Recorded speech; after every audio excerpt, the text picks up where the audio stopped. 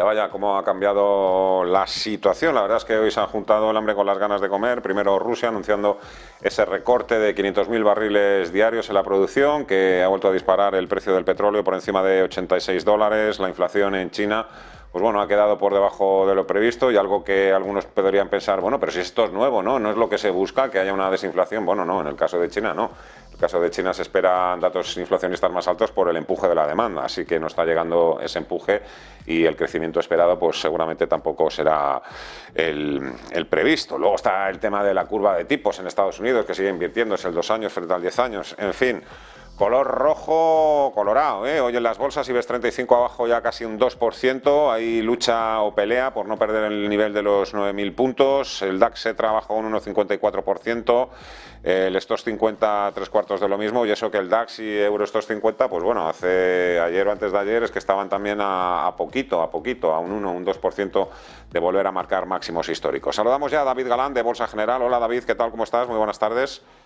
Hola, ¿qué tal? Muy buenas tardes. Un placer estar con vosotros un viernes más. Hay que seguir creyendo que es una recogida de beneficios lo que estamos viendo hoy en el mercado también. Claro, es que el movimiento ha sido impresionante en las primeras semanas de 2023. Sí, sí, quizá en Europa parece ese escenario más claro, más probable, porque el rally ha sido espectacular, y donde puede haber un poquito más de dudas, pues puede ser en Estados Unidos, una vez que se ha descargado el sentimiento de negatividad, ¿no? Estoy enseñando ahora la encuesta AAI, que esta semana nos ha dado un cambio de sentimiento bastante radical. Esto se publica el miércoles, es decir, que no ha recogido las caídas de estos últimos 2 días. Y aquí vemos que por primera vez ya en mucho tiempo el sentimiento bajista está por debajo de la media. Ya digo que es algo que hacía mucho que no pasaba, ha caído al 25% este sentimiento inversor. Eso no es muy buena noticia porque con negatividad es más fácil subir, de hecho es a lo que hemos estado asistiendo estas últimas semanas o meses, y no quiere decir tampoco que tenga que hundirse el mercado, pero digamos que el sentimiento negativo ya está purgado. Y ahora es donde pues entra la clave de ver qué pasa con las resistencias clave en algún índice americano, que es la bolsa que realmente no ha confirmado del todo, digamos, la ruptura de resistencias, ¿no? Porque Europa hace mucho ya que entró en tendencia alcista. El IBEX pues ha ido a buscar el máximo de 2021, es verdad que ha chocado justo con ese nivel, pero después del rally espectacular que llevaba, pues yo diría que hasta es lógico, ¿no? Parece que aquí encuentra resistencia. Tendría el primer soporte por donde está la media, 8.293, y luego mínimos crecientes como 8.059 y niveles FIBO de la subida y el mínimo anterior de los 7.189. Hay que decir que el IBEX con dividendos ha sido capaz de marcar nuevos máximos de toda la historia, lo cual es bastante sorprendente, ¿no? Sobre todo con la negatividad que hay. De hecho, lo tengo que explicar mucho porque los inversores ni se lo creen, ¿no? Que tengamos la bolsa con dividendos en máximos, la española, pero es así. Ha sido capaz de romper los máximos previos, que no eran los del 2008. Esos habían superado en febrero de 2020, justo antes de la crisis sanitaria. Pero, claro, también lleva muchísima subida acumulada y no le vendría mal un descanso. Aparte, con la noticia de Inditex de subida fuerte salarial, no ha gustado porque eso no deja de ser un coste, ¿no? Aunque sea una buena noticia para algunos trabajadores, es un coste importante para la compañía. El valor está cayendo, es uno de los valores que capitanea la bolsa española. Luego tenemos el desastre de Turquía, con exposición muy grande de uno de los grandes valores también españoles, que tenía un rally espectacular, o sea, que sirve de excusa un poco para recogida de beneficios. No tiene por qué producir ningún cambio de tendencia y además los soportes están muy abajo. Mucho tendría que caer Europa y esos valores que han tirado de las bolsas en Europa para que haya un cambio de tendencia realmente importante. Creo que en Estados Unidos la clave va a estar vigilar el Russell 2000, que ya venimos repitiendo que es un índice que nos puede dar muchas pistas, porque ha estado muy cerquita de romper la resistencia de medio plazo. Pues sí que ha roto resistencias secundarias de corto plazo, como la media descendente o los 1916 puntos, pero le queda un nivel clave, que es superar 2033 en gráficos de futuro. Uh-huh. Si rompe ese nivel, tenemos un triple suelo y en un índice que tiene una participación muy amplia en Estados Unidos, con lo cual sí que de ocurrir esto podríamos pensar como analistas técnicos que lo peor podría haber pasado.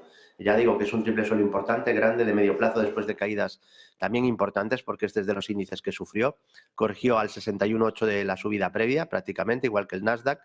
Y de superar ese nivel, digamos que es probable que pudiéramos ver más subidas y el camino quedaría bastante despejado. Eso no ha ocurrido y ahora estamos ante esa disyuntiva de si esto es un descanso en un inicio de subida en Estados Unidos o vamos a volver a ver caídas, ¿no? Sí que es cierto que una vez que el Nasdaq perdió la bajista y el máximo anterior, pues ahora vamos a ver si funcionan los soportes, porque sí que se han roto algunas resistencias importantes.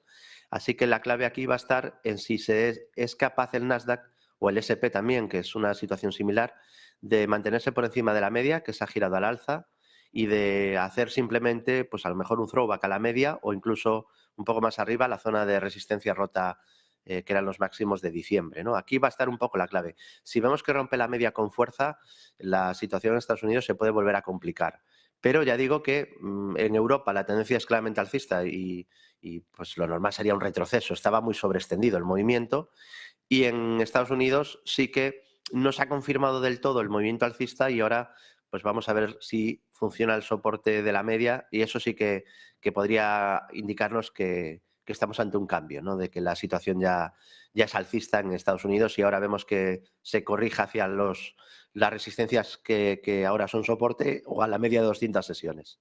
Decías que hay muchas cosas que los alumnos no terminan de entender. A ver cómo les explicas tú también a tus alumnos. Ayer que el DAX Setra casi se hizo máximo histórico después de que saliera un dato de inflación en el 8,7%, ¿no? Que es un poco como que yo creo que los que llevan muchísimos años metidos en el mercado entienden por qué el mercado reacciona de esa manera, pero claro, no todo el mundo puede verlo con esa facilidad. Pero bueno, la clave a todo esto, David, está el próximo martes, cuando se publique el dato de IPC en Estados Unidos, ¿no? Pero te iba a preguntar si también habría a lo mejor una buena estrategia, sería poner un poquito de dinero, abrirse unos cortos en el S&P 500 por si fallasen de nuevo las expectativas, pero bueno, ahí va a estar un poco, ahí es donde se va a jugar el partido en los próximos días, con ese dato de inflación. Sí, yo creo que estamos aún en la transición de darle importancia a la inflación, porque creo que pronto se le va a dar incluso más importancia al crecimiento, ¿no? Pero todavía estamos en esa fase, y me falla la voz, que el mercado le da mucha importancia a la inflación, ¿no? Entonces, sí que es un dato, es el más seguido a día de hoy, porque tiene mucho que ver con lo que luego harán los bancos centrales, que es probable que si la bolsa americana no corrige, la Fed tenga que endurecer el discurso. Ya hemos dicho aquí, hemos explicado que la Fed lo que le interesa es un aterrizaje suave y que necesita que la inflación baje. Por lo tanto, si la bolsa sube mucho, tiene que endurecer su discurso, volverse más hawkish, porque hay un efecto riqueza en la subida de la vivienda y de la bolsa. Creo que la subida de la vivienda la tienen ya controlada, que lo han conseguido, pero necesitan también que la bolsa no vuelva a subir fuerte, porque eso, más la inflación salarial, hace complicado volver a la inflación a niveles del 2-3%, que es el objetivo de la Fed. No fuerces, y ahora un caramelito de menta, que eso es mano de santo. Abrígate y cuídate mucho. David Galán, Bolsa General. Un fuerte abrazo. Muy buenas inversiones a todos.